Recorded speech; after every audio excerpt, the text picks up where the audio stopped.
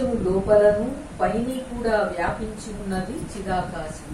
అదే బయట వ్యాపించి ఉంది, ప్రపంచంలోనూ వ్యాపించి ఉంది, ఆకాశంలో ఉంది, భూమిలో ఉంది, మొత్తం అంతటా వ్యాపించి ఉంది జ్ఞానాకాశం.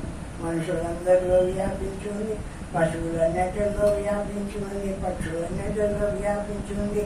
ఈ విధంగా ఈ జ్ఞానాకాశము అనేది సర్వవ్యాపకంగా అంతటా వ్యాపించి ఉంది.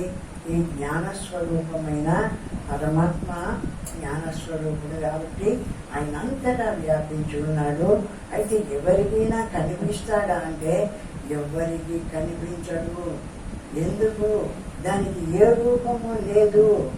ఈ మహాకాశానికన్నా కొంత రూపం ఉంది, కానీ ఆ జ్ఞానాకాశానికి ఏ రూపము లేదు కాబట్టి ఎవ్వరికి కనిపించదు.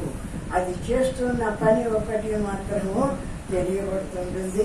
వాడి ఆ జ్ఞానంతో వాడికి పనులు చెప్పి వీడు చేయించుకుంటాడు, వీడి పనులు వాడు చేస్తున్నాడు. ప్రపంచమంతా నడుస్తుంది అంటే జ్ఞానాకాశంతోనే నడుస్తుంది. ధ్యానతో హృదయాకాశే చితి చిచ్చక్ర ధారయ. ఓయి మునీశ్వర, హృదయాకాశమందున్న చిత్కళను ధ్యానించుట వల్ల చిత్ సంబంధమైన చిత్కళను ధ్యానమను చక్రము చేత సంశయం లేకుండా మనస్సును వధించును.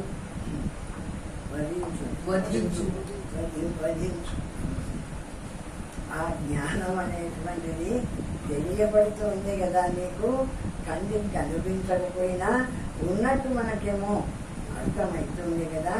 ఆ జ్ఞానం అనేటువంటి ఈ చిదాకాశము సర్వవ్యాపకంగా ఉంది.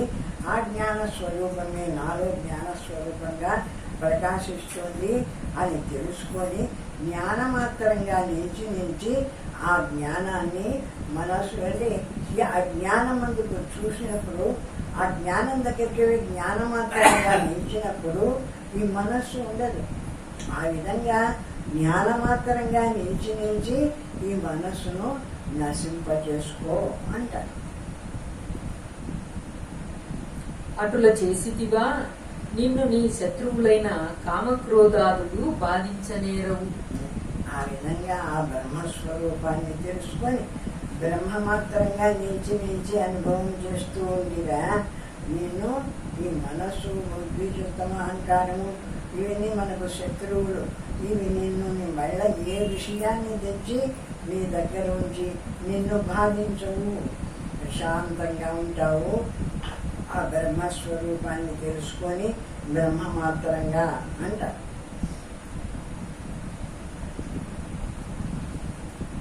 హృదయాకాశమందున్న చిత్కళను ధ్యానించుచు మనస్సునందు వృత్తులు లేకుండా ఉంటివా మనస్సు నశించును.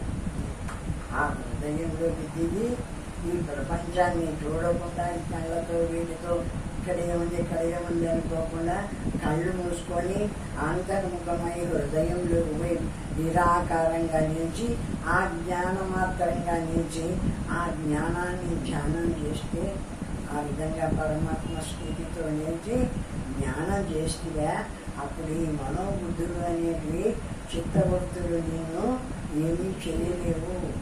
ఆ విధమైనటువంటి నిరాకారమైనటువంటి శుద్ధ బ్రహ్మమై నిలుచు హృదయంలోకి పోయి జ్ఞానమాత్రంగా జ్ఞానం ఉంది. జ్ఞానం లేకుండా కూడా జ్ఞానాన్ని వెచ్చంటే జ్ఞానం ఉంది, మనస్సు లేదు, బుద్ధి లేదు, దీంతో భావించేటువంటి ప్రపంచము ఏది లేదు. హాయిగా జ్ఞానవంతంగా శివోహం శివోహం అని ఆ జ్ఞానమే నా స్వరూపము, అదే నా పరమాత్మ స్థితి అని తెలుసుకొని అట్లా నిలిచి ఆ జ్ఞాన స్వరూపాన్ని ధ్యానం చెయ్యి అంటారు. మనసు లేనప్పుడు కామాదులు లేవు, అప్పుడు నీవు నిర్భయుడవద్దు అని భావం.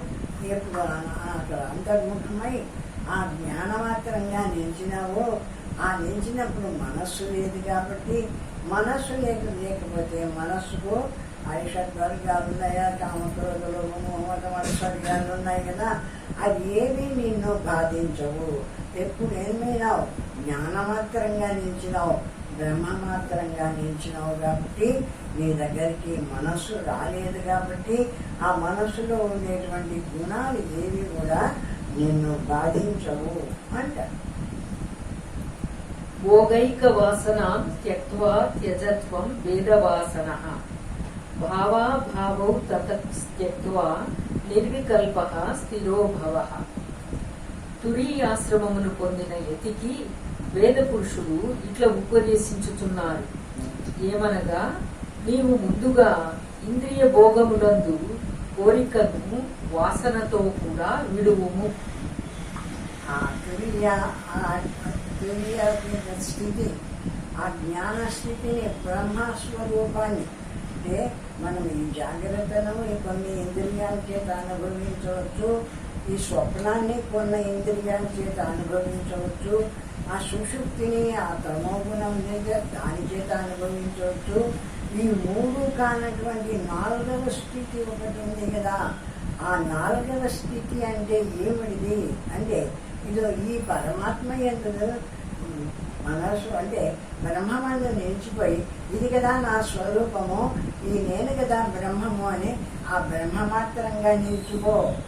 నువ్వు ఇప్పుడు జ్ఞానస్వరూపుడు అయి ఉన్నావు, కానీ మనస్సుగా ఉన్నావా, బుద్ధిగా ఉన్నావా, ఇంద్రియాలుగా ఉన్నావా అంటే ఏదీ లేదు, అన్నిటినీ విడిచినావు. శుద్ధంగా ఏ జ్ఞాన స్వరూపం నాలో ప్రకాశిస్తుందో పరమాత్మ స్వరూపము, ఆ జ్ఞానమాత్రంగా నిలిచి ఉన్నాను.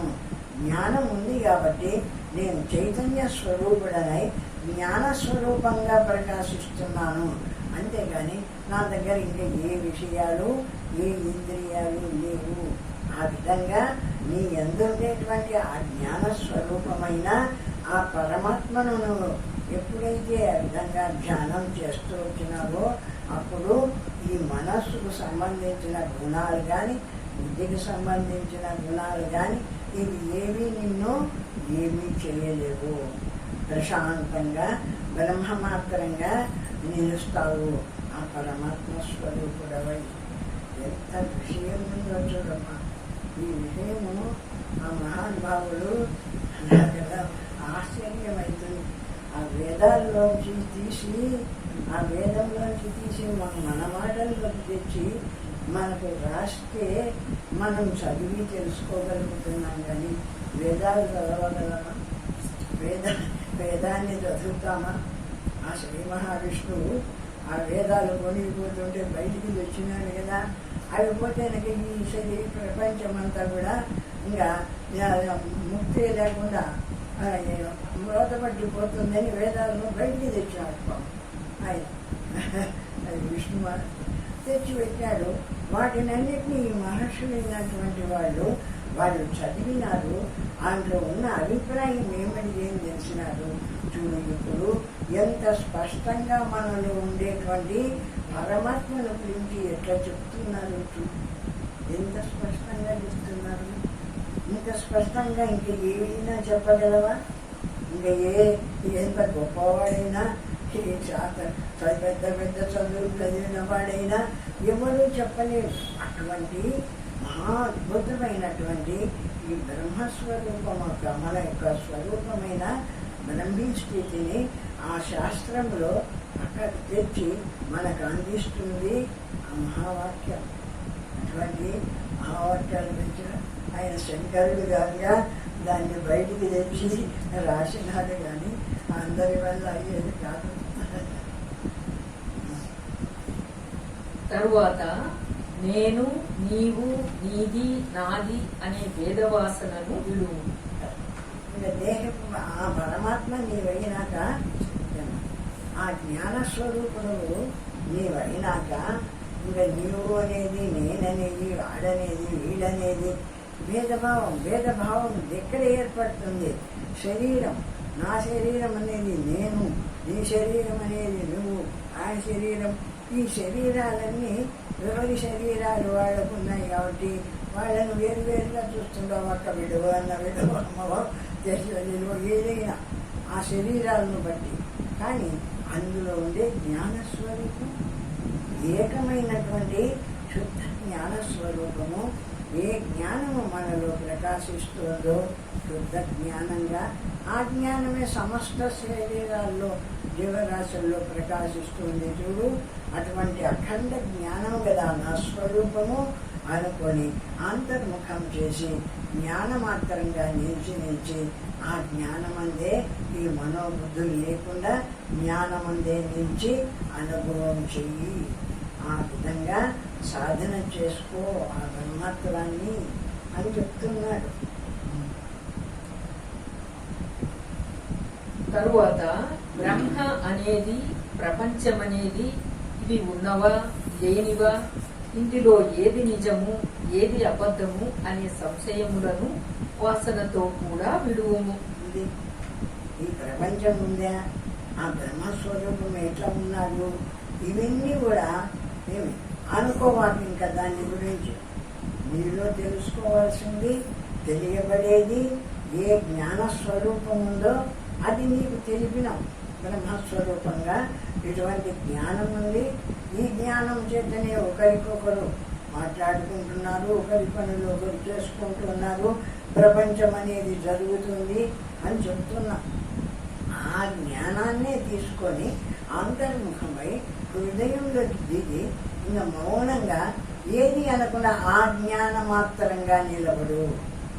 దేన్ని భావించవాకు, ఏది దేవుడు ఆ దేవుడు ఆ దేవుడు అని దేన్ని భావించవాకు. ఆ జ్ఞానమాత్రంగా నిలబడు అంతర్ముఖమై. అది సమస్తానికి ఆధారమైన శుద్ధ జ్ఞాన స్వరూపమైన బ్రహ్మస్వరూపము, సమస్త దేవతా స్వరూపము. అదే విష్ణువు ధ్యానించిన ఆ బ్రహ్మత్వాన్ని ధ్యానిస్తాడు, శివుడు ధ్యానించిన ఆ బ్రహ్మత్వాన్ని ధ్యానిస్తున్నాడు. ఎవరు దేవతలంతా వాళ్ళు ధ్యానాలు చేస్తున్నారంటే వాళ్ళకే దేవుడు ఉన్నాడు. వాళ్ళ యందు ఉండేటువంటి ఏ జ్ఞాన స్వరూపమైన బ్రహ్మముందో దాన్ని తెలుసుకున్నటువంటి వాళ్ళే ఆ బ్రహ్మమందు నిలిచి ధ్యానం చేసినారు దేవతలంతా కూడా. అటువంటి జ్ఞానస్వరూపుడివి నీవు చూడు. నీలో కూడా ఆ జ్ఞానము ప్రకాశిస్తోంది. లోపలికి దిగి ఇంకా ఏది మాట్లాడకుండా శుద్ధంగా జ్ఞానమాత్రంగా నిలబడు.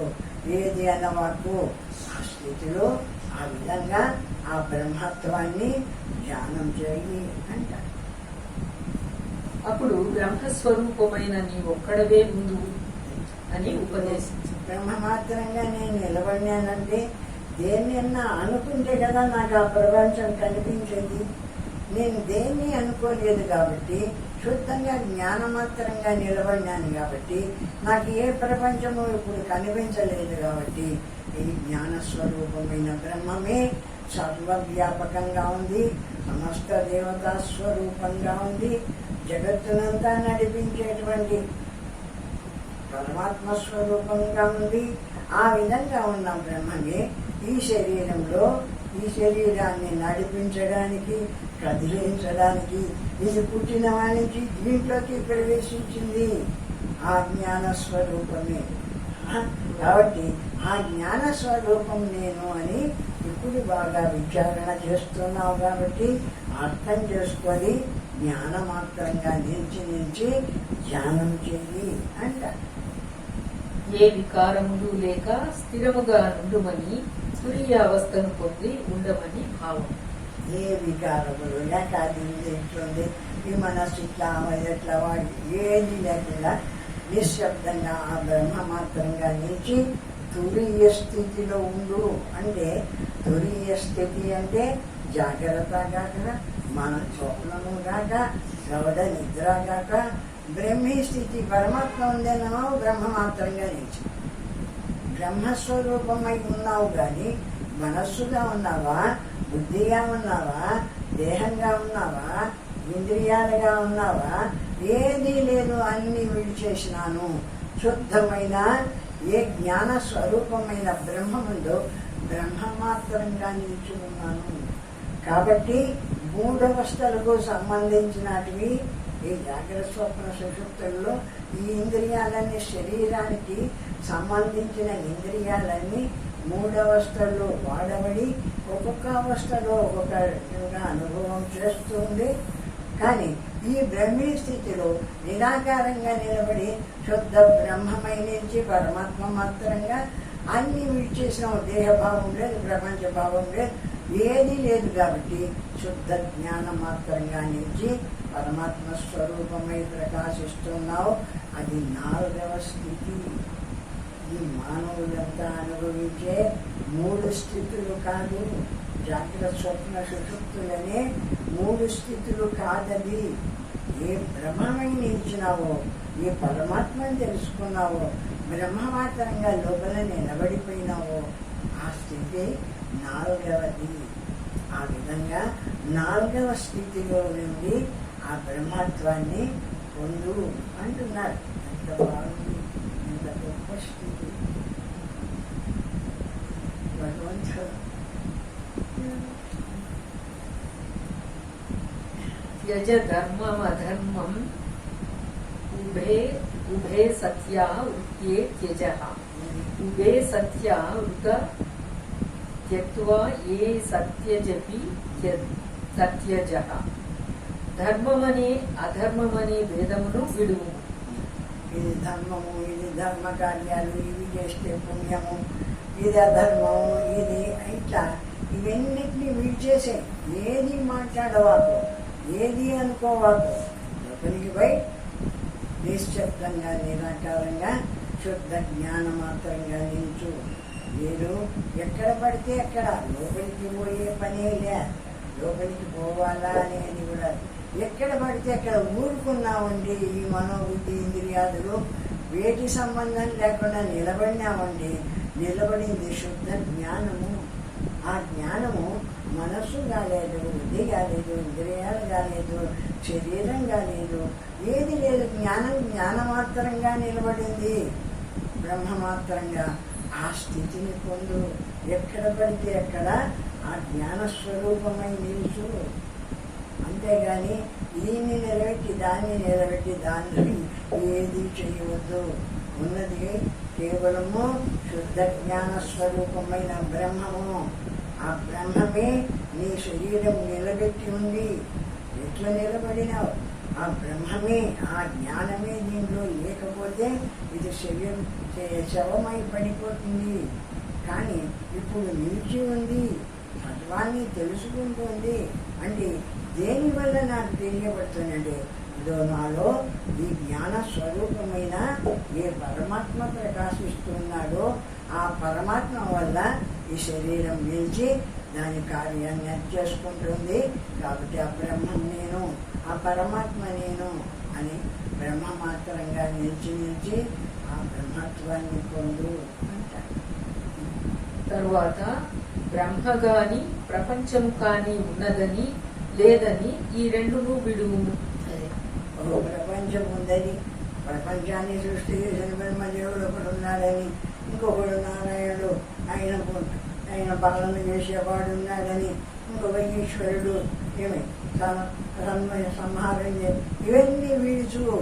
ఉన్నది ఒక్కటే జ్ఞానస్వరూపమైన శుద్ధ బ్రహ్మస్వరూపము. అది ఒక్కటే ఉంది. ఆ జ్ఞానమాత్రంగా నిలుచు. మీరు ఏది అనుకోవాకు. ఈ జ్ఞానము నా స్వరూపము, ఈ నేను బ్రహ్మము అని బ్రహ్మమాత్రంగా నిలుచు అంటాడు. వీటిని విడిచిన పైని దేని చేత వీటిని అన్నిటినీ విడుచుచున్నావో అట్టి మనస్సును ఆకరణ విడువు. మన దేహము, ఇంద్రియాలు, ప్రపంచము, అవి ఇవి అని కొన్ని కనిపిస్తూ ఉంటాయి కదా కూర్చుంటూనే. వాటిని అన్నిటినీ వదిలేసి వెనక్కి వస్తూ ఉంటాం కదా. దేంతో విడిచినావు అంటే మనస్సు చేత ఇవన్నిటినీ విడిచేసినావు. లాస్ట్లో మనస్సును కూడా విడిచేసి అన్ని కూడా విడిచేసి శుద్ధ బ్రహ్మ మాత్రంగా నిలబడు. కేవలము ఏ జ్ఞాన స్వరూపముందో ఆ జ్ఞానమే మనస్సైంది, బుద్ధైంది, ఇంద్రియాలైంది, ప్రపంచమైంది, దేహమైంది.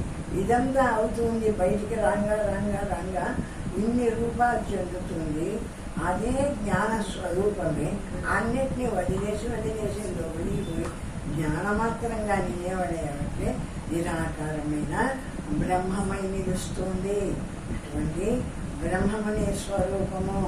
ఆ ఆ విధంగా మించి ఆ బ్రహ్మత్వాన్ని పొందు అంటున్నాడు.